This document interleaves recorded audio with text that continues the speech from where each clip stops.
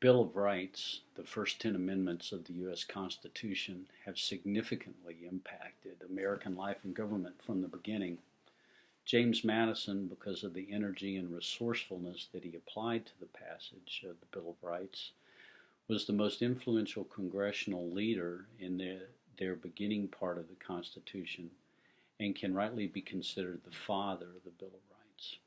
Notable American leaders, including Madison and Roger Sherman, did not think that a Bill of Rights was necessary.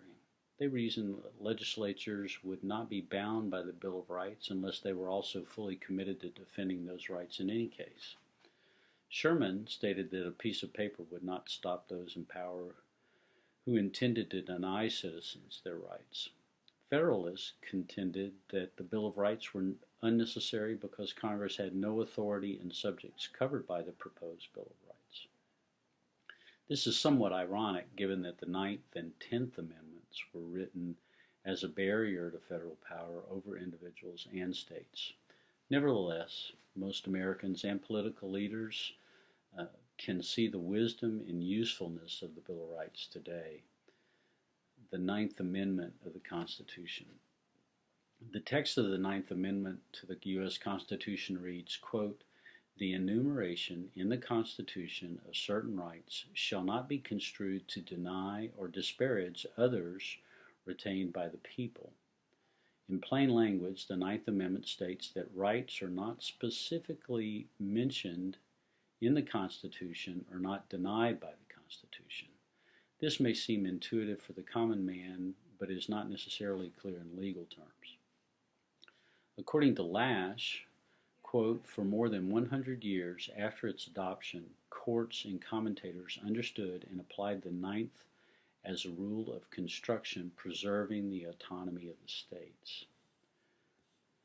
The most notable court case citing the Ninth Amendment was Griswold versus Connecticut, 1965. In its decision, the Supreme Court pointed out that there were many constitutional rights that have been recognized by the court that are not mentioned by name in the Constitution. The court used the Ninth Amendment to deny the state of Connecticut the authority to prevent a married couple from using contraceptives, stating that this was a violation of the constitutional right to privacy. The Ninth Amendment affects every American in a direct manner, even today. Americans are certainly jealous of their right to privacy. Whether or not this right is constitutional is another matter, but it is definitely a right upheld by the courts in many rulings. Lash's conclusion to his analysis of the Ninth Amendment is useful in this regard. Quote, "To the extent that one's constitutional theory is based on the concept of sovereignty, both the text and historical record suggest that the people insisted on preserving areas of community life beyond the reach of the government. This insistence of the people was a principle of the American Revolution, and it remains a vital part of American life today."